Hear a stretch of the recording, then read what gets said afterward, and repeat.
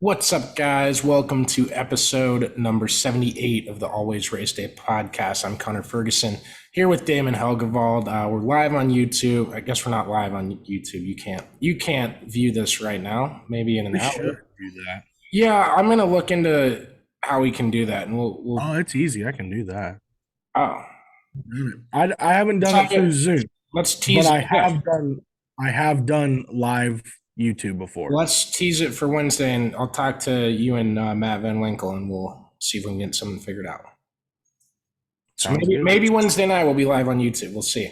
Um, Today we're presented as always by the Carl Auto Group.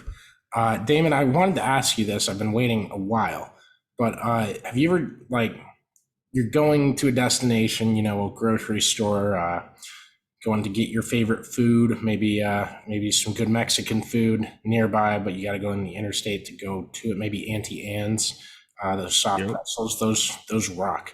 Yep. So you're getting close to like the last stoplight before, and you're pulling in, um, and all of a sudden, some guy on your right just blows right on by you, passes you, and you look at the car. Finally, get to the parking lot because he went so fast, you almost didn't see him pass you, and he's got a big 49 sticker on the side of the car. Must have been Jonathan Davenport. It was, and you don't need to worry about that because the Carl Auto Group can get you a car that will go just as fast as Jonathan Davenport's car would go if it tried to go around Bristol asphalt. But I don't want to go just as fast. I want to go faster. Do they have those cars? I think they do, but you got to put the sticker on the side. You can only get those at his website. But you got to go to the Carl Auto Group. They'll get you hooked up. They'll get you delivered. They don't have the stickers. It's not included. I'm sorry if that's false advertising for you. But thank you to them for supporting what we do here and this podcast and everything about it. So I want to talk about that first. Obviously, chaotic Bristol race, but we're going to do late model nationals first. Then we'll get into Bristol, and that'll be a chunk of it. And we'll get you shipped on out of here if you're listening. Damon, you watch any of the late model nationals today, or were you working? I was all entrenched in football today, so I have not. Oh, you and me are the opposite. Because if my team is not like kicking rocks down, kicking doors, everything, like my team has to be really good, and I'll watch the rest of the league. No, Otherwise, I care about my team. I watched went over to a friend's house, coworker's house, and we watched his Sunday ticket all day long. So we're watching 8 games at a time, 7 games at a time, whatever it was. Watching football all at a time. I was keeping up with your updates on Twitter throughout the day, but especially with how everything was moving really quick, I did not get a chance to actually watch it. Excuse me. Uh, I'm having some bread because I haven't eaten anything all day. I'm dumb. Went to the racetrack on an empty stomach. Didn't get anything while I was there because I was working so hard and diligently. It was everyone's gonna complain to me about saying this, but it was it was really nice. It was the most eventful day that I did not expect for starters. Like the track, I guess, ate the crap out of everyone's tires during hot laps. Just people pulled in after two or three. They're like, "We're done." Nope. Uh, just too hot, far too hot. Not enough water. Wasn't good. Did it end up being elite? Absolutely not. But we'll get to that. So basically, there's supposed to be the storm rolling in.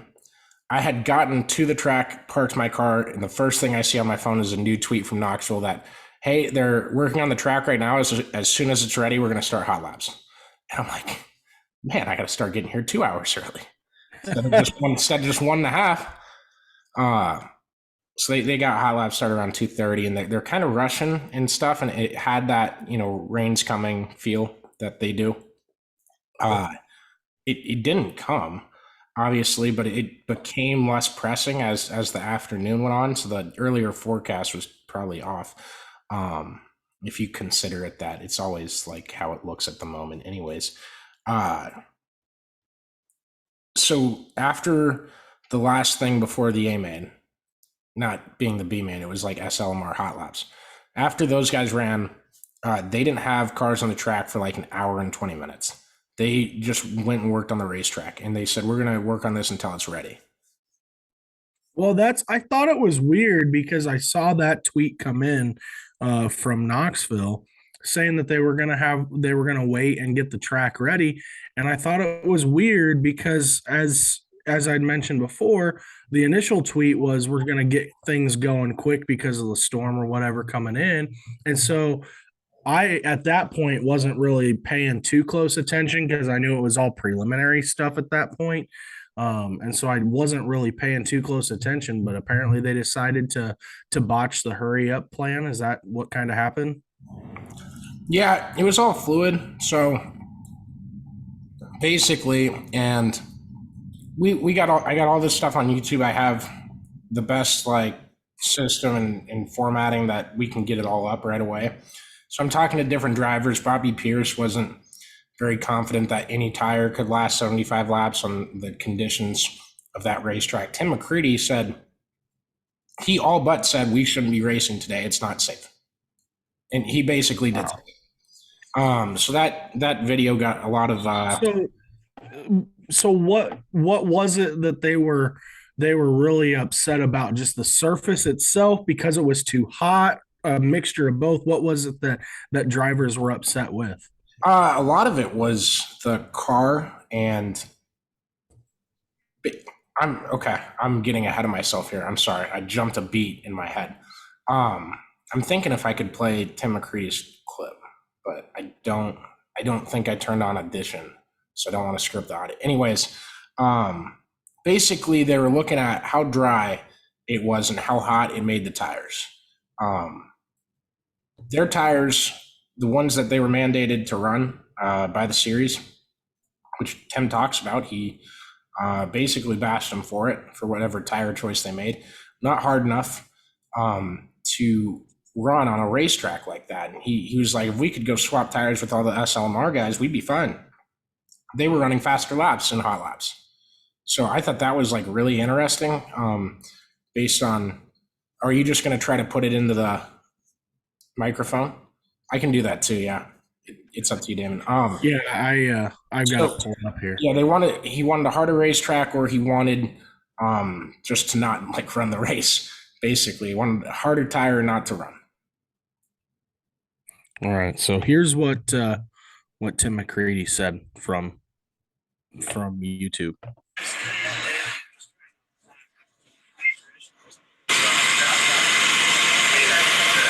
It's not very good. Yeah, it's maybe rough audio to play on there for sure. And sorry, guys, I don't have like a little microphone I take around with me. It's just phone.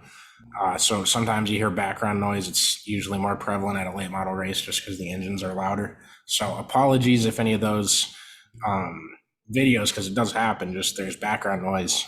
Nothing I can do about it. Maybe we'll start asking them to always go in the hauler if there's going to be an engine that starts. Thursday I had one, and the dude standing next to Mike Marlar's car had like just fired his engine or something, or kept it running a little bit longer. But anyways, nice. Yeah, he basically, McCready wanted a harder tire. It's also just a day race in Knoxville is hard to do. That's what Iowa Dirt behaves like. That's his words, not mine. And they just didn't have it. He said, if you blow a tire on this racetrack going as fast as we are, that's probably one of the more dangerous times to blow one. And your track conditions right now, extremely like heavily pulled towards, hey, there's going to be some blown tires today. So aren't they still under like the certain tire rule too right now because of the shortage? Yeah, they're on the can I call it the caveman version? They're really basically. I mean they're dumbing it down next year, but first of all, it sounds like that's easier. There's no. I don't know it enough to tell you the words of what they're doing and taking away from it, but that's late models, weird people, right? I'm just kidding. Hey, they're good people in my opinion. They are. They're fun people to talk to, and they're usually very honest, and that's what I love about them too. So there's, I got a lot of people saying like, well, he can pack his stuff up and go home if he doesn't feel it's safe, and that ancient freaking old people thinking. You don't want Okay, that. no, he's the points leader. You don't do that. Yeah, he can pack. Theoretically, yeah, he could pack up.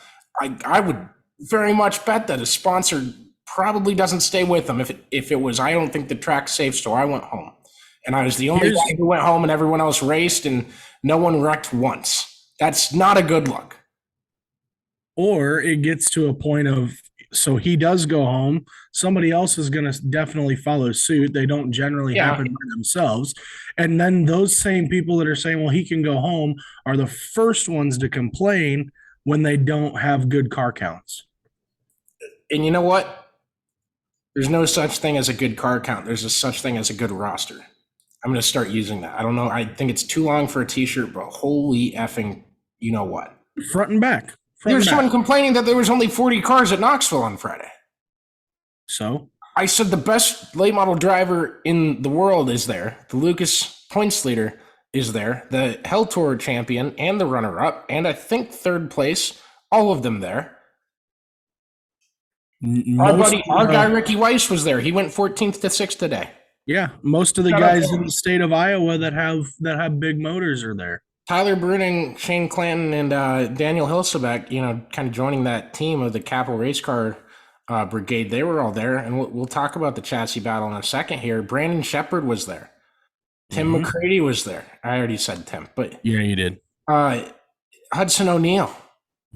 There was not a lack of heavy hitter aside from Scott Bloomquist didn't show up. Right. Like, what do you got to do? It's just annoying. I hear it more from the late model side, but people that obsess over how many cars, the number. Why is 42 better than 38? Why? If I took the slowest 4 cars out of the race today, why is 42 better than 38? Because it's the same damn thing. I wouldn't even pin it to late model people either. Like, I hear it in everything. Oh, that makes me feel better then, because that was just where I first heard it. No, it happens in drag racing a lot, the NHRA level. A lot of people complain about it there. People complain about it at the NASCAR level as well. I mean, you hear it in different things on the Cup Series level. Why is there not any open cars at the race? Well, they don't make any money, so why the hell would you go? Yeah, the charter system just making it like that. It's starting park cars are a thing of the past. Right. On that issue, at least, like, they're not paying what they used to run 43rd. Well, that's just it. It doesn't matter if you're an open car and finish first, you're still not making near the money that the second place guy who's got a charter is. Yeah, and also, like, it just proportionally isn't happening. I think NASCAR lost a lot of money on how much they paid out for 43rd, but also that helped those race teams become what they were. That's how Furniture Row got up into things, and obviously they went bankrupt, so that's probably not a great example, but you get the point. Oh, it's a good example because that's how they got their start. Yeah, they won a title. That was like one of my favorite NASCAR stories of all time until they went bankrupt, because it's like the Iowa Chops. I loved that logo. I was the only one in the state of Iowa that loved the Chops, the name, the logo, everything about it. And they were in first place at Christmas because they played so many games before the holiday and finished in last and went bankrupt all in the same year. Yep. Anyways, that's your AHL on Always Race Day segment. Update. Yeah. From the 2008 to 2009 Iowa Chops. Affiliate of the Anaheim Ducks, and it was great. That is correct. I got a Ducks towel in my basement. I used to hate the Ducks when they played the Stars all the time. We got to stop talking hockey. Okay.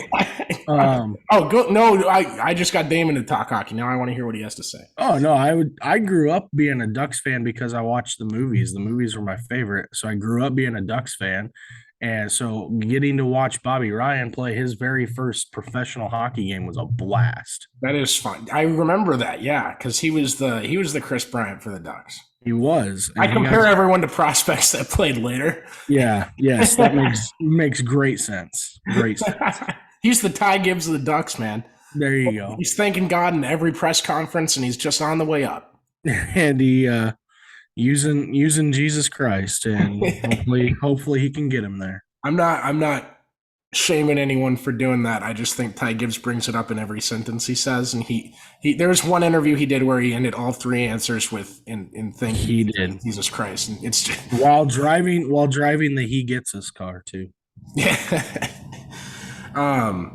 Anyways, back Great to job, late model man. racing, and if you're a late model team or driver or hauler driver or whatever, get to Kokomo safe tonight. I've only heard bad things about this storm, and I had to go.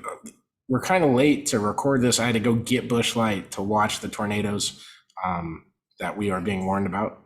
That is Watched, right? It's only watches right now, isn't it? yeah, we're supposed to. I guess I might have said a technical term I wasn't supposed to there. I don't know. Yeah, don't be scaring the people. I didn't ever see one. I just was told by people. Yeah, there's just watches right now in the area up there. So it stayed south of Knoxville for a while. I had left the racetrack about 40 minutes, 50 minutes after the Lucas Oil race ended. It was nice in the middle when they were doing that track prep because I got a lot of quotes from tons of different drivers.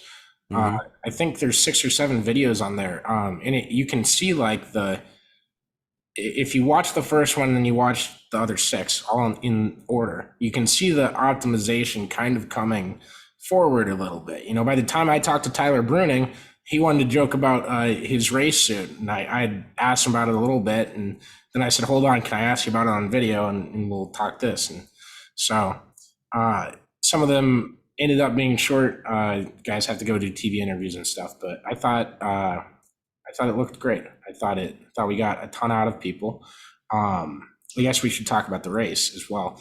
But Jonathan Davenport has another crown jewel win.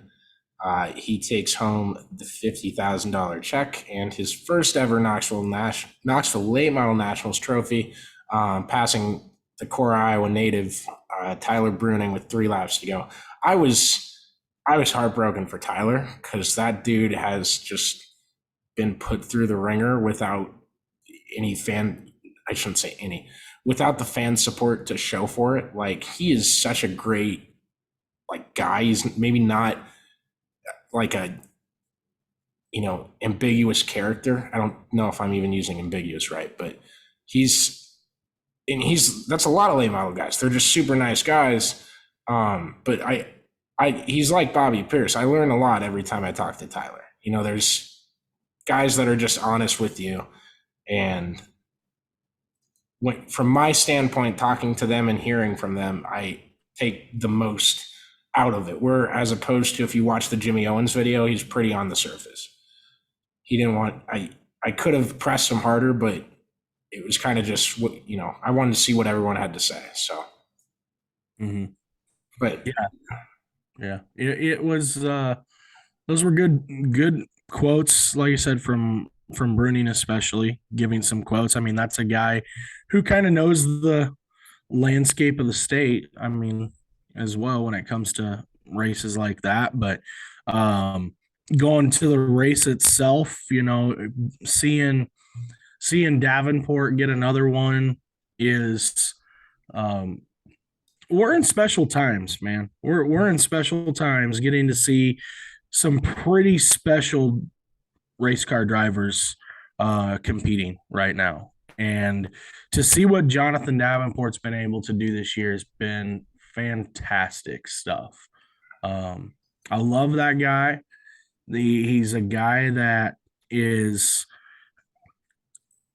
seems super humble on the surface anyway, from an outsider's perspective. he is. Anytime that he goes out and wins these events, the guy is just like, yeah, it was this and this, and I don't know, see if we can do it again. And he does it bigger and better the next time. It's insane.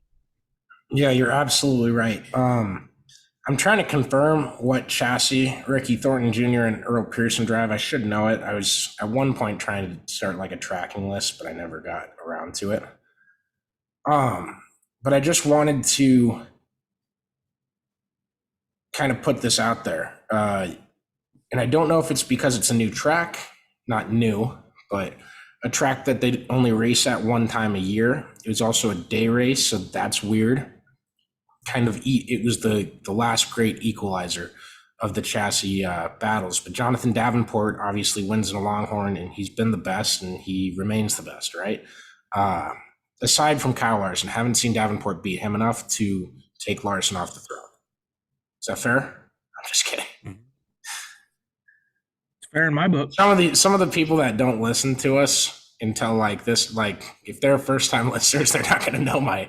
They're not going to have any clue. Bullshit, you know. So Davenport's in a Longhorn. Tyler Bruning is obviously in one of those capital race cars, the red, black, and white ones, and it's the best red, black, and white scheme in dirt racing. I do want to say that, aside from maybe Ricky Weiss, contractually obligated to compliment his paint scheme. We worked that deal out a long time ago. See, so nobody's going to believe you now. Well, it's 1A, you shouldn't have said your contract obligations. Now no one's going to believe you. It's 1A, 1B. Speaking of Ricky, he goes from 14th to 6th in his sniper chassis. In third place on the podium with a Rocket and Brandon Shepard. I know it's the house car. I know what he does. I know that's expected, but there's diversity there. And Shane Clanton even finished 7th. Yeah. That was a great day for diversity in late model racing in terms of the chassis battle and everything we saw. I was loving all the stuff we got out of it today. I was very. How about we didn't hit on this when the news broke, but how about Brandon Shepard not going back to the one Rocket next year? Yeah, I was kind of surprised. I don't, from everything I've heard on the record, there's no bad blood. There's no like extenuating circumstances. There's nothing, I don't know. Yeah. It feels like a. It feels like a Jimmy Johnson, Chad Knaus thing. It's like. Do you think it's something? Do you think it has something to do with the fact that that Shepard is wanting to race in more of an open schedule instead of trying to race for points? Yeah, that car seems probably. To want to run for points in a certain series, because that's part of the reason that Richards left that ride. Yeah, and so I feel, to me, just looking at it, it looks like Shepard wants to run more of an open schedule so he can go chase the money instead of being in a schedule. Yeah, and that's the weird thing is like Shepard kind of ran an open schedule, but he was also running the Lucas Tour. Or not Shepard, I'm sorry, Richards. Right. So, right. Yeah, I would assume that Brandon Shepard will, go on to wherever he goes, and I'm not sure what's. I mean, it's pretty obvious where he's going to go. No, I mean I'm talking about series wise. No, I know. I think it's pretty obvious what car he's going to, though. He's driving his own car. Yeah. Yeah, I'm talking about what series. You must have cut out. Then you must have cut out because it stopped before you got anywhere. Hold on 1 sec. We'll pause this and we'll fix this. Okay, so we're back. We had a little cut out. No, I think Brandon Shepard will end up running more of a national schedule next year, but it'll be in his own car. See, yeah, I think he's going to be open, chasing money, going to where the big races are, and I think it'll be similar to Bobby Pierce's schedule coming from there. I just think that's where late model racing's headed, though, and they've got. I think that they've got to figure something out from a series perspective. Otherwise, things aren't going to. People aren't going to go to the series anymore. Instead, we're going to start seeing more big national races like the Knoxville Nationals, like, the Firecracker 100, all those type of things. We're going to see more big events instead of a series that's big. And there's all the big events are attached to a series, right? Like they're already in existence. The only way you can make them bigger is by making sure all those guys go. And I hate that we have to do this game where it's like, is this guy going to show up here? Is this guy going to be there? And then someone wins, like, someone goes and wins a $20,000 to win race where none of the other national guys were there. A couple of them were. And people are like, well, you didn't talk about this on the podcast or you didn't cover this race. And I'm like, dude, I didn't even know what the SAS Dirt series was. I saw that tonight. Shout out, though, to Will Harrington, the donut celebration after winning whatever the SAS Dirt series is, whatever that race was. Congrats to him. That I love the donuts. I love donuts on dirt. It's awesome. It's definitely a slap in the face to people that hate NASCAR. And so, yeah, love that. But yeah, I hate the, hey, this is a random race at a random racetrack with a random series that you haven't heard of. That's annoying. That's annoying to me. I want to see the same guys ducking it out, but we all want to see the same 30 guys ducking it out, not the same 10, which is what we have.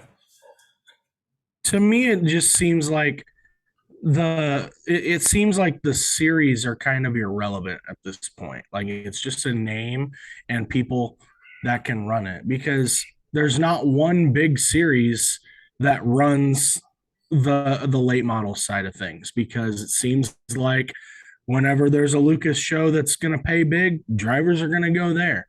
Whenever there's an outlaw show that's going to pay big, drivers are going to go there. Whenever there's a dirt series that's ran by dirt car, whatever, they're going to go there. XR is the same thing. All those type of things, they're going to go to those type of things wherever the money is. And so it doesn't feel to me like there's one big national series that takes care of the business. Yeah, and so in the later fall or in the winter, depending on when they end and stuff like that, you guys are going to see stuff from us. World of Outlaws champion, Race XR champion, Lucas Oil Late Model Dirt Series champion, because we have to throw an acronym in with 6 different words, and that putting dirt in there was very important to make sure people didn't get it confused with the non-existent Lucas Oil Late Model Asphalt Series.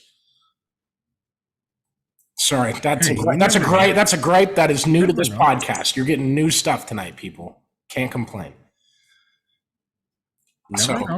Yeah, and then on top of it, you have the 2 biggest races of the year, which both happen at Eldora and both have the same format, which needs fixed and has long needed fixed, in my opinion. But let's look at. Do you think we're done with late models? Did I forget anything? Bobby Pierce, sucks for him. I thought he had a great chance to win that race. He passed Jonathan Davenport. The race didn't suck. The race was not Jonathan Davenport leading the entire time and not being too fast. Like I thought today was like a great equalizer of everything, and it was an ugly equalizer, but it was great. Bobby blew. Sometimes you got to have that. I don't think he blew up a motor, but he broke. They don't know what happened yet. That's what he told me. He has no clue. He said it was. I don't want to say what he said it was, because I don't know if that's even right. But he had no idea what happened. He got out of his car right away, out of the work area. I just knew it was done. So that stinks for him. It seems like he has a Ricky Bobby curse in the paint scheme. But he did get a win, and he also got the Ricky Weiss Droop Rule DQ victory as well. So I feel like that's enough for him to bring back another Ricky Bobby scheme. He hasn't done the laughing clown yet. I really want to see that one, because that's the one no one does, because it's orange, purple, and like neon. Yeah, and that's amazing. I know it's amazing on a stock car. It's hard to make it look really cool on a late model. The me paint scheme for him was very sweet. Yeah, it was good. I like the Wonder Bread car. It looked good. Yeah, he's awesome. I like that he has fun with his paint schemes. I think more people can or should do that. And I love. I did really like a few years ago when Davenport ran Knoxville with the Brewster Baker paint scheme. That was fantastic. That was a throwback car, right? No, it was a 6-pack from the movie. It was kind of a throwback, but not. It was from the movie 6-pack. Okay. Yeah, so I wasn't watching late models at the time. I don't think I've seen it. Probably haven't even seen the movie, but it's a great movie. What's the movie? Check it out. 6-pack. Oh, it's called 6-pack? Yeah, I have no idea. Yeah. I haven't heard of it. Check it out. Is it funny? It's a fantastic racing movie. Okay, well, racing. Kenny Rogers plays. Yeah, Kenny Rogers plays this guy in a racing movie. You got to check it out. It's awesome. All right. Well, Damon's got to get on a call in a bit. So let's get to the NASCAR race and what happened at Bristol. Talk about chaotic. Uh, what are your first impressions? And that's where I'll lead. um, as many of the teams and drivers have stated, that's what happens when you have spec parts. Um, things break because you don't get the control to make sure that they're not going to break or the less chance of them breaking. But this, I don't know. The loads on the tires are really heavy, and that's just the way that the cars were meant. And a lot of people, you know, whether we like to say it or not, they're not sports cars are not meant to race on Bristol, and that's what the sport has come to. They've basically turned these cars into sports cars and turned NASCAR into sports cars, and sports cars are not meant to race on Bristol. And we found that out firsthand last night. Um, you know, overall, was it a good race? I don't know. I mean, it was kind of what we've seen typically in all these short track races here this year. They're strung out, hard to pass. It There was only 1-2 passes for the lead, something like that, under green flag conditions. It was in my opinion, it wasn't the Bristol race that we've all come to love and see. Had the race been around the bottom instead of around the top side, I think things would have been a little bit different. But it just isn't. It's not the Bristol that we've all come to know and love. You don't need to walk the tightrope on that because did I say tightrope? Gosh, I apologize if you're watching on YouTube because I can't even edit this out. I don't think I'm going to. I'm very exhausted from this weekend. But anyways, don't walk the tightrope because if you're asking me from a racing standpoint, if that was a great race, no, it was another damn NextGen race on a short track. They got to do something. They have to. This is it's like I said. It's loads on the tires. It's like I will. It's if they were making their own parts, and the loads on the tires were still too much, you still have guys that are going to be blowing stuff and losing their spots. And NASCAR's discretion on the caution as well. I do think that if the playoff driver is shredding a tire, that should be an automatic caution. If that's play it like that. And if you're pissed off that there's playing favorites, there's a series here. There's standings. People should care about them, but some people don't. Mainly the people that enjoy it. What's that? The leader. I mean, it happened twice. We had one with the leader where they didn't throw it, and then the next time with the leader, they did throw it. Yeah, I think that it should be a playoff car, but it should be consistent. But they're throwing it on the display. I don't give a shit. Oh, I think no. I don't care. I think playoff drivers, especially at a track like that, should get the benefit of the doubt that, hey, you need to throw the yellow here because there's too much on the line. I think they should have threw the yellow. I'm not saying that they shouldn't. I think they should have thrown the yellow for Brad's. But when they didn't throw the yellow for Brad's, they have no right to throw it for Christopher Bell's. I don't give a shit if he's a playoff driver or running 36th. All right, that's fair, and I'm probably like only 46% confident in that opinion, anyways. So, but I think they were throwing it on the discretion of can they get to pit road easily? How many guys are around him right now? So I get it, but I don't, and I do, but also like, come on. I feel like that's all the adjectives I could use on that one. It was just poor control of NASCAR in that race. Okay. I think that's the least of their concern right now, though. Because here's the deal. It should. And this is my proposal, my dumbass proposal. If you want my thing, run the damn Xfinity cars at short tracks. You cost people a lot of money already. It's fine. Do it. If you cannot figure out how to make this car work at short tracks, then run the Xfinity car, because this is not working. This is not. You finally have, and I got you raising your hand, Damon. Do you want to go now, or do you want me to say the schedule thing? I'm going to just say this. They'd had no reason to reinvent the wheel. They had a car in their grasp that was producing outstanding racing week in and week out in the Xfinity series. And then they decided, instead of working with what they had on that front, no, you cannot do this. You cannot do this and turn this into a sports car. Listen to me. Listen to me, because it goes along with your point. Listen to me. All right. Listen to me. You want them to run Xfinity cars, right? Yes. Just for short tracks. For all 36 races. Just for short tracks. Okay. Why can't we do that for the whole 36? When was the last Xfinity race that kicked ass in a mile and a half? What do you mean? What was the last time you remember watching an Xfinity race in a mile and a half racetrack that kicked ass? They've all been better than what we had before. Okay, but were they better than any of the Cup races in a mile and a half? Minus Texas, sans Texas. Were they all better? That's irrelevant to say that they're all better. The NextGen car has done so much for every other type of racetrack that isn't short track. Okay, so you're robbing Peter to pay Paul. You're not going to have perfect racing all the way across the board. I don't care about Peter. You ruined what this sport was built on. Okay, look. NASCAR this year ruined it. Is that fair to say? NASCAR has 5. Is that fair to say? NASCAR has 5 short courses on the schedule. I agree there should be more. I agree the number of short courses, like, I don't know, Iowa Speedway, I agree that number should outnumber the amount of road courses they go to.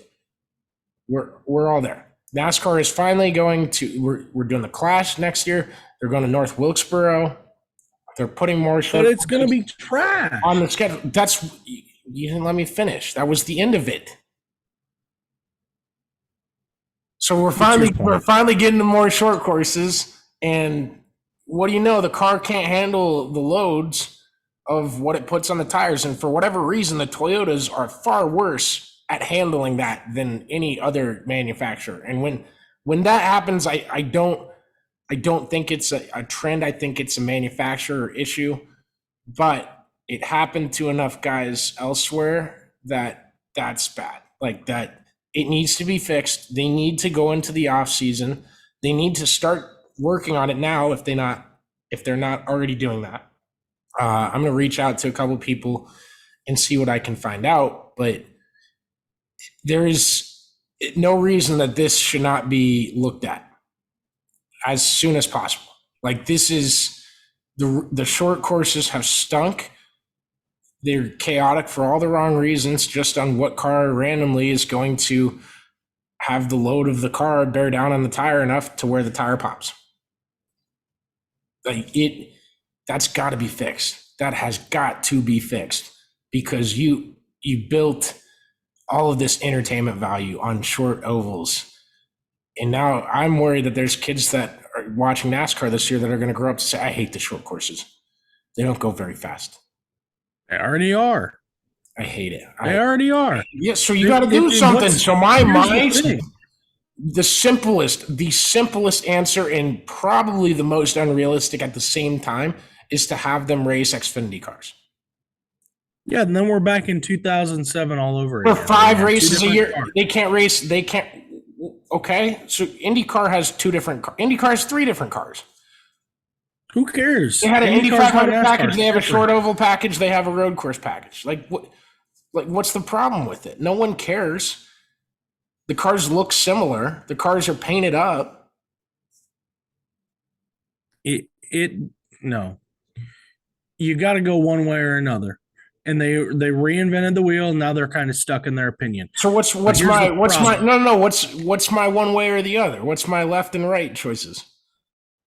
You go one way or the other. You go with what they have currently built. So if NextGen you're saying that, okay, hold on. You're saying that if I agree that these 31 races suck, or 31 races are great, and these other 7 suck, then I have to be happy with that. I can't expect that we do something to fix the 7. No, I don't think that. I am still in the opinion of they messed up by reinventing the entire stock car with this next gen car. But Damon, I'm sorry, I just coughed. If you're watching on YouTube, it's not getting safer. The sport's not getting safer. In fact, the safety is going away with this new car. The production on the short tracks are terrible. The production on the road courses aren't good. Road courses have been fine. They've been average at best. But you have a 13-second gap.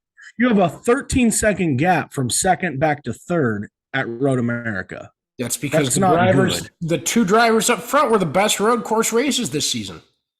That's fine, but there shouldn't be a 13-second gap if these cars were so great. Why not? Why should there be a 13-second gap? They're good at driving. It wasn't like the same team. It wasn't Formula One where there's 2 Red Bulls 13 seconds ahead of everyone else. That they almost made it through the whole podcast without getting beat. But they're 2 different teams, 2 different drivers. I understand that, but look at the race. Look at the overall landscape of these road course races this year. And outside of COTA, have the finishes even been something that you look back on and been like, that was a really good race? And it's not just because you said it, but I look back at Road America. Why? I wouldn't. Just because the only reason you look back on it is because Tyler won. It was the anticipation. It was the anticipation of Chase Elliott's supposed to be the best road course racer on the planet, and he can't get past Tyler Reddick. I should not say that IndyCar has its talents. My bad. But he should, is Tyler Reddick really going to hold him off here? That's kind of like when Chase held off Martin Truex at Watkins Glen. But like that's just what it was. And like I remember it because he didn't get it done. I was like, whoa. Was Sonoma good? Don't remember it. Was Indy good? I hate the Indy. Was Indy good? I think it was okay. Don't remember it. Was Watkins Glen good? It's just alarming that I don't remember this stuff. Exactly. You don't remember them because they weren't good races. You remember the good races, right? Yes. Yeah, I guess. But COTA was good. I remember so America. So good. Right. Okay, so for the sake of this argument, I'm going to throw out because I thought the Clash was good and memorable this year, and the All-Star race sucked. Clash was new. The Clash was new. That's always going to be memorable. Yeah, I get the All-Star race. Yes, it sucked, and people are going to remember what races suck too. Yeah, but you're saying. I mean, think about it. People are going to remember what races suck. Think about to Martinsville. We still have to. And it was terrible. We still have to get to the playoff grid and what we saw this weekend. But you're back. Like we complained so much about the 550 package because it did suck, Damon. It did suck. It sucked everywhere. I understand that. Listen, I understand that. So they fixed 85%. The 550 package was the engine. It had nothing to do with the overall make of the race car. It was the engine. The race car themselves right now, they reinvented the entire race car completely. They've reworked the entire thing and has not made it safer. It took away the 5 races of the year that people really fill the place for, Martinsville and Bristol, and Richmond fills up pretty decently. So now you've taken away the best as far as those 2 things are concerned, safety and then short track racing, what the sport was made on, just to fix the fact that just to fix something that could have been fixed with a simple engine fix instead of reinventing the entire car. Is that fair to say? Yes and no. I'm just gonna go no. I agree. I'm with you. I said this on the like 3 podcasts ago that they got to work on safety. That should be the number 2 thing they work. Is that shitty to say? I think it is. We'll say number 1. We can move it to number 1. Should be their first thing. Yes. But I said it. What? Damn it, Damon. I'm getting lost in my head here. You can't. We complain so much about the 550 package because it was truly terrible. It sucked the life out of all of us, and they're putting this new car together, and it's fixed so many of these issues. We know there is issues, and now we're going to go in the off season with 2 things, and it's you got to fix the safety of the race car.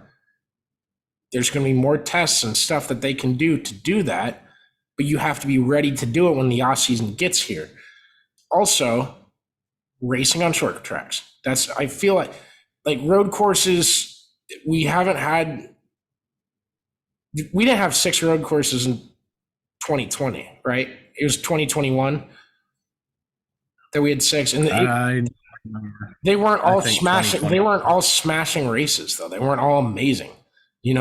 Like we now have all these road courses, and I think the road courses have been fine, average, all right, whatever. There's a lot of variables thrown into what road course racing is, especially when you're doing it in NASCAR.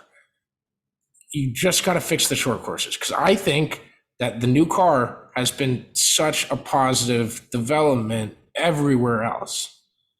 Your hang up is always just on the short courses and the road courses. But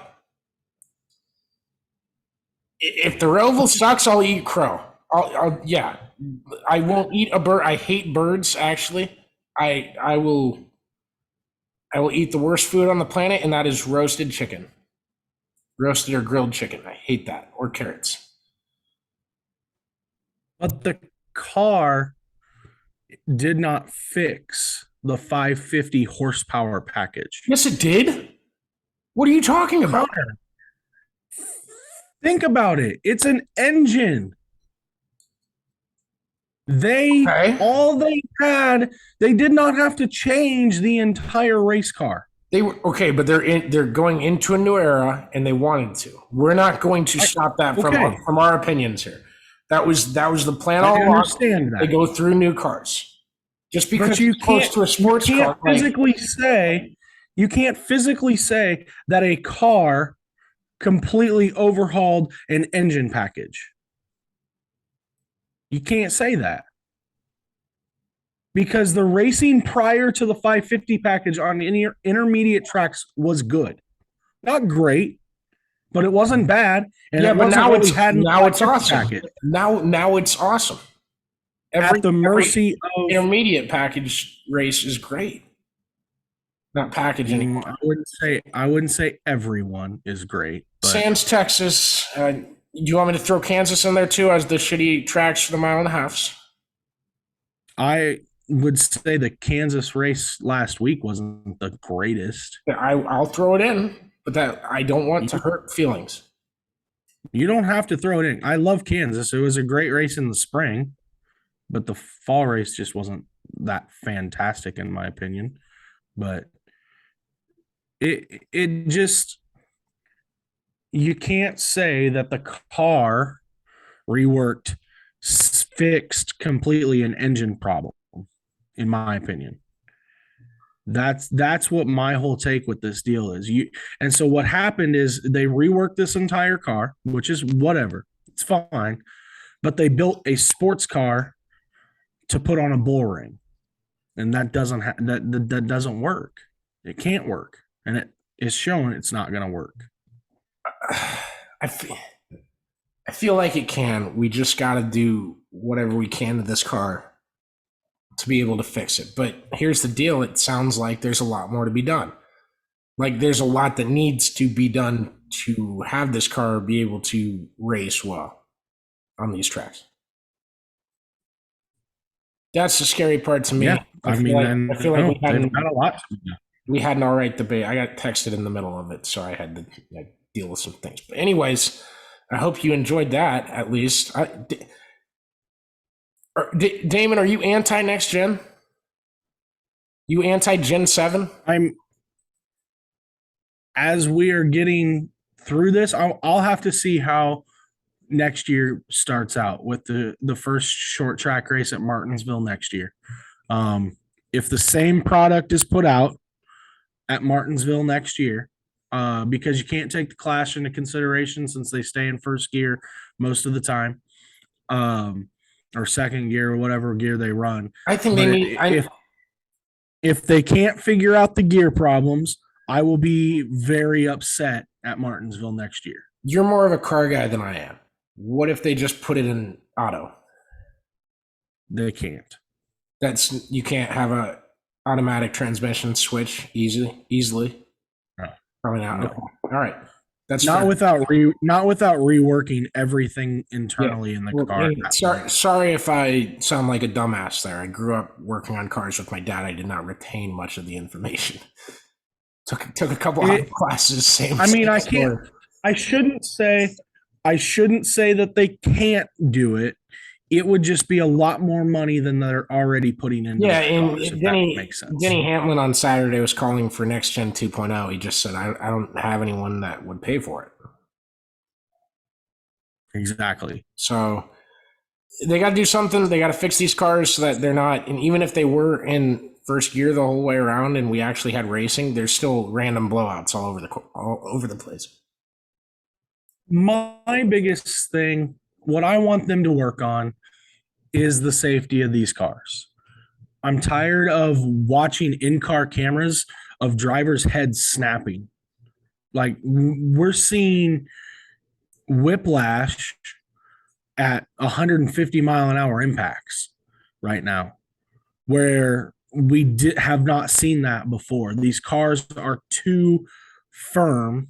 They need to soften the cars up to embrace some of these blows. That's their biggest goal this offseason, in my opinion. The racing product, it is what it is, and I'll back off on that part of it, but the safety thing itself has to be fixed. Yeah, you're absolutely right, but you also can't throw blunders out at short courses. So 1-2, we'll put first. Yeah, because you're right. That's what made NASCAR what it is short courses, short tracks, and they can't. They're hopefully going to go to more in the future. I hope Iowa ends up on the schedule. I think Iowa would rock that. It kind of drives like more of an intermediate racetrack, despite being a short oval, kind of like Richmond does. I think that would rock with these cars. But then again, Richmond hasn't been amazing either. So what are we going to do? Right. I hope there's a solution that's fixed to it, and we'll figure it out in the off season. So Damon has to get on a call. A very important recruiting call. I've heard very good things about this prospect. He bowls many strikes, and we can go a little bit longer. We're okay. I've been told that she doesn't throw gutter balls ever. You can go a little bit longer. You're good. We can push it past the time. We're okay. Kyle Busch, Kevin Harvick, both eliminated in round 1. 2 former champions. That's nuts in its own right. Tyler Reddick was not supposed to go on this round. I don't think I would have had Austin Dillon going out in this round. I probably wholeheartedly, honestly, would have had the 2 Trackhouse cars, maybe Christopher Bell, and I might have said Harvick because he had been struggling.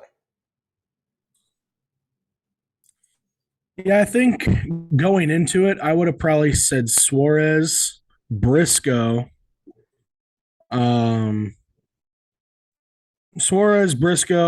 probably Cindric, and then honestly, I would probably have said Ryan Blaney just for the fact of him not being able to win a race this year, and he's just had some bad luck in certain situations, even though he was 3rd or 4th in the points. No, you're 2,000% on that, but I probably would have gone Briscoe, honestly, and I'm a big Chase Briscoe guy. But Stuart Haas, I like Briscoe, but they're not been good. They haven't been good outside of his win at Phoenix. They've not been really good at all this year. Yeah, hasn't been amazing for him or any of the Stewart-Haas guys. Yeah. I mean, I probably would have gone Dylan over Blaney instead. That was my toss up there.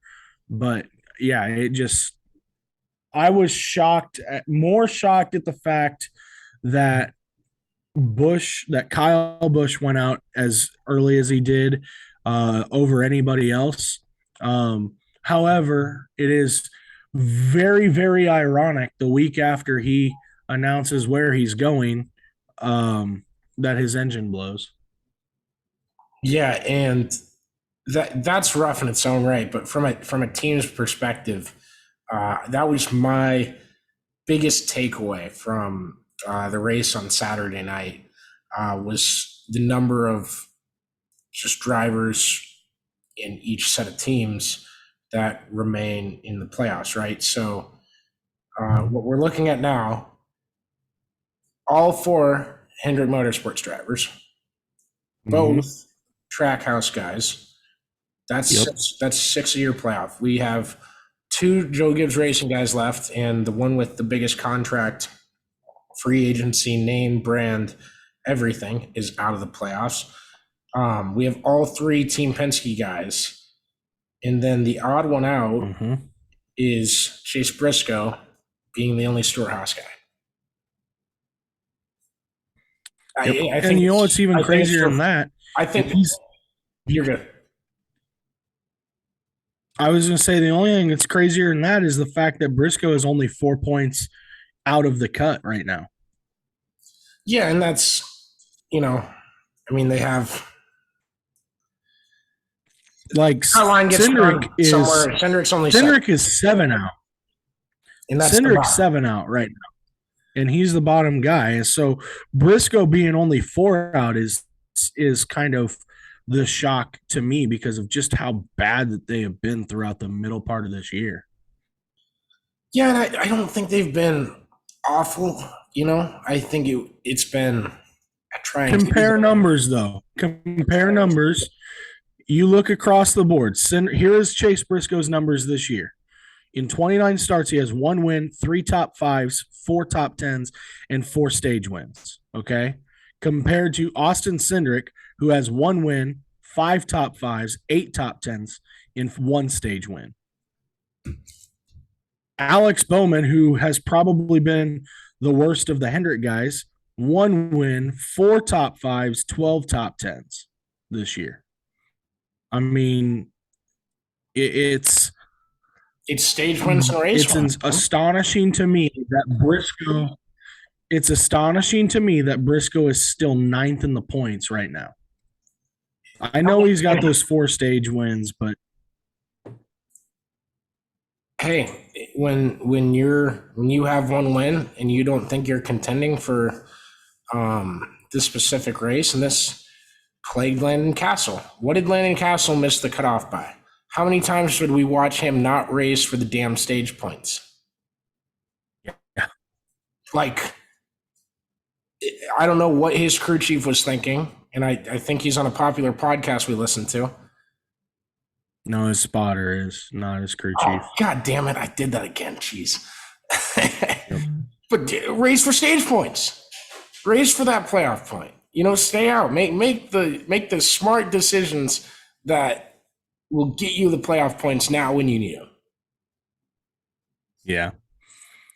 Yeah, I don't know. I mean, it's just tough. In my opinion, you go for the better finish consistently, and Briscoe being only 4 top 10s is just the astonishing thing to me. I guess that's how I look at it.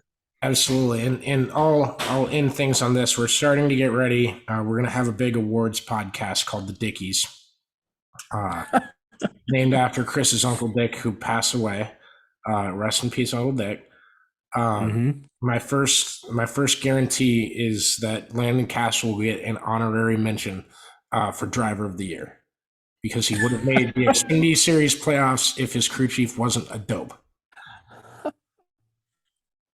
So congrats to Landon. The first official ever winner of an honorable mention of a Dickie. Oh my goodness. cannot stress enough how big this is for his career, and I hope it prospers him to get one more year at Collie Racing to get that damn win. That so ever eludes. Pissed about it, man. It's turning into the Michael Annett joke with me that I love Michael Annett because he's a cool dude and played hockey, and that's awesome. But I think Landon Castle is a damn wheelman, and he hasn't gotten a win yet, and I'm pissed off about it every week. I just think as a whole organization, I think Colleague's down overall. I mean, AJ Allmendinger just shows that he's a hellacious driver, but you have last year's Xfinity Series champion who was Mr. Consistency himself last year, and Hemrick is not.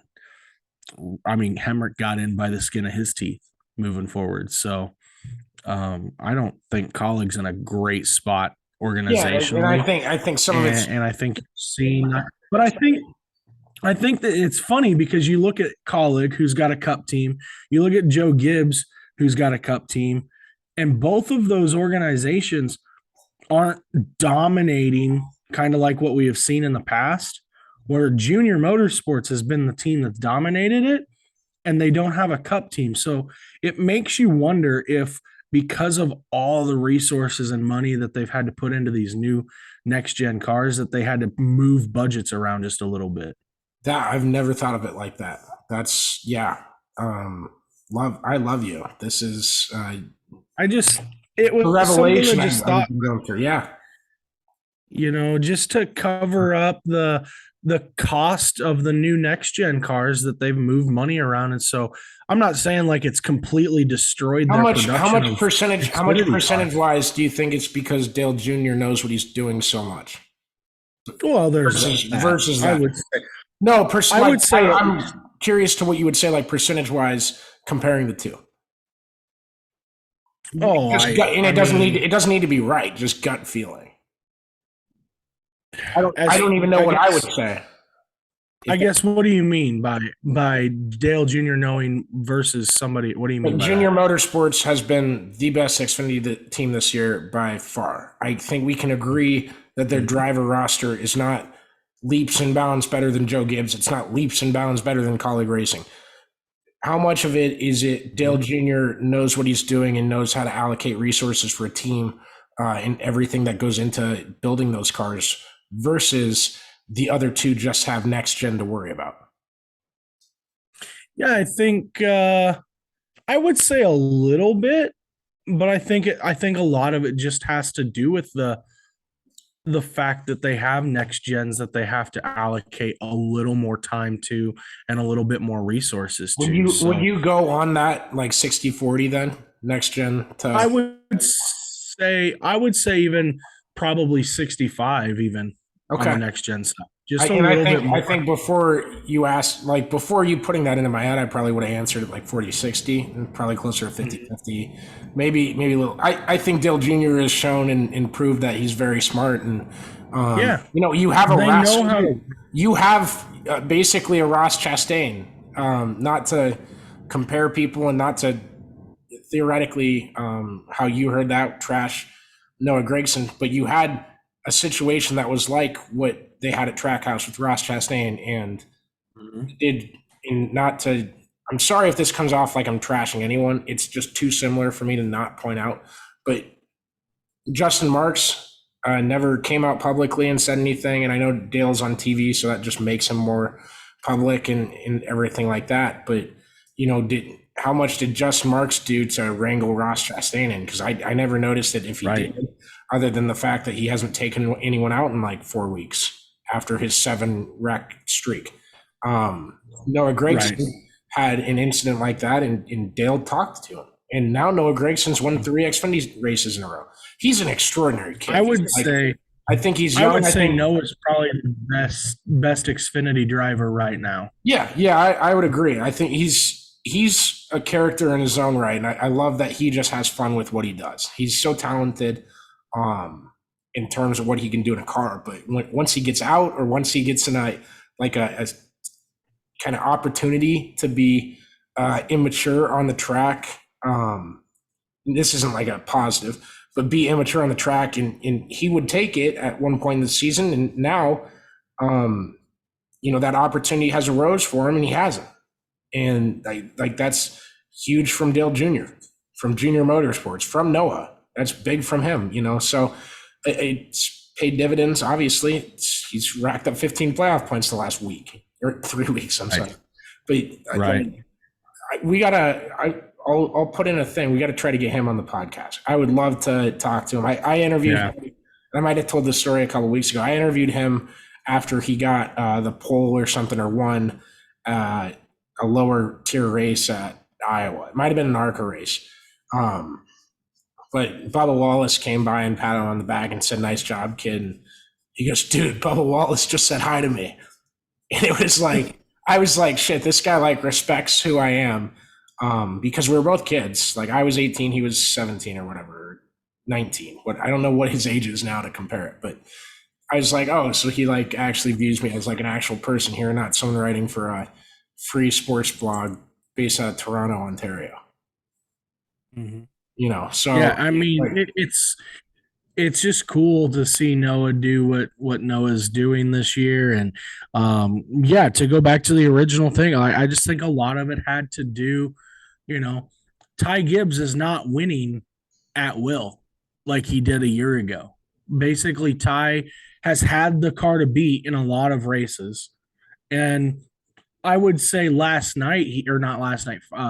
night, he had a car capable of winning the race before he got caught up in that wreck. But I would say last year, Gibbs had a car that easily could have won anytime he went out on the track. Anytime. It doesn't look like that this year. No. It just doesn't seem like it. I'd agree. Doesn't seem like it. So I guess our case study is, did Junior Motorsports get better? Did Joe Gibbs and also Colleague Racing get worse? And I think you could argue both. Yeah, I wouldn't even say they got worse. I would just say they stayed the same. And when you stay the same in NASCAR, somebody's going to catch up and somebody's going to pass you. And now you're playing catch up.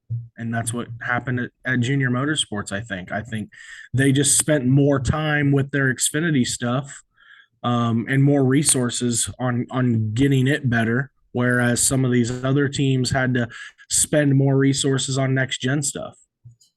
Absolutely. All right. So we've covered a lot in this podcast. I hope you've taken a lot of it. We've covered about as much as we could without mentioning that Chris Buescher won the NASCAR Cup Series race on Saturday night at Bristol. The non-playoff driver, 19 different winners this year in the Cup Series. I had a good tweet about that. I won't even repeat my thought of it. But I thought there was a good tweet out there too. Which one? Someone posted a picture of Cody Ware and BJ McLeod and said this will be the All-Star Open lineup next year. I'm pissed I didn't think of that. That's awesome. If you don't know every winner from the season before and the races leading into the All-Star race of the next season qualifies for the All-Star race. So we're at 19 already. And basically the winners from the All-Star race at the end of the All-Star race of this year to the next year's All-Star race. You get the whole thing. Austin Cindricson by Daytona. You get the whole year before. And gotcha. Then you have, once you win an All-Star race, you qualify for the next 10. There's Ryan Blaney. You have a fan vote winner. So that's anyone that isn't in the All-Star race gets in by fan vote. You have the 3 stage winners of the Open. We're at 26. There's only gonna be 2 cars in the Open. So how are we gonna have 3 stages? North Wilkesboro is not a massive facility. Okay, real quick before we let you go, and I hope you've enjoyed this podcast. Please send us your thoughts, comments, questions. Anytime, if you tweet at Always Race Day or at Connor Ferguson or Damon, and you ask a question at any time, we'll answer it on the next episode. So just do that. I always put one out before we record, but I don't always remember to do it hours before. So apologies if we didn't talk about something you wanted us to. And real quick, I'm sorry I'm delaying everything. Shout out to Ayrton Genitin for winning the prelim at the Hockett, and then Chase Randall pulled double duty and won as well. So both amazing drives out of those guys. I love both those dudes. Damon, in the World of Outlaws race, what did you think of Logan Schuhart's move on Carson Macedo? You know how critical I can be of I know Logan. you have a rivalry with Logan. I wanted to see what's that. I don't think it was a bad move. All right, I love it. I love it. Their friendship was a bad move. Friendship has mended here. They're huddling up. They're all good. It's a driver going for the win late in the race who basically was trying to pull a move. Had he went right rear to the nose of Macedo's car, might have been a little bit different. I agree. But he cleared him. He cleared Macedo. Macedo had to check up because he drove in the back of him. And so, in my opinion, you're good. Go. In my opinion, a slide job is when you clear somebody, and he cleared him. I also have a thought on 21,000, double what it pays to win a normal World of Outlaws race. You race for the win. Logan raced for the win, and he got the win. And that's end of story. Mm-hmm. End of story. If you shove someone into a fence doing it, expect to get it back. But I didn't think so either. I agree with you completely. Cool. Yep. We'll be back for episode 79 this week, probably Wednesday, because I won't be around Thursday. So we'll look at live stream stuff. We still have shirts for sale. We'll be getting some new designs in and stuff. Shout us out. Let us know what you want to see with that. And if you send us an idea, I can't promise like a monetary thing, but I'll definitely say your name and shout you out and stuff and thank you for it. Won't be an uncredited shirt if you do. Someone mentioned something like that at the racetrack to me on Saturday. I was just like, I can't promise that I can give you money for this, but if you wanted a shirt that said it, we could probably make it. So stuff along those lines, let us know. You can watch the show on YouTube, Spotify, Apple Podcasts, wherever you get your stuff. Follow us on Twitter. Subscribe to the YouTube. We're really closing in on 1,000. We can do a lot cooler things with the channel and once we get to 1,000. So that's also the number to monetize it. I want to make 4 cents per video. There you go. Perfect. We put out 40 videos a day. We're at $1. That math doesn't add up. Maybe 2. Hey, keep making money. Right. Keep making money. Thank you guys for listening. Thank you all for listening. By the next podcast, we're going to have enough cash to buy a NextGen race car that will be out of date for the next short track race. So let's hope stuff gets ironed out. I'll poke around for y'all this week and see what I can find out and what I can't. And thank you all for following along. It means a lot that you listen to this podcast or you follow our stuff and everything like that. So in the Knoxville season, bittersweet. Appreciate you listening and have a good rest of your week. We will see you Thursday morning.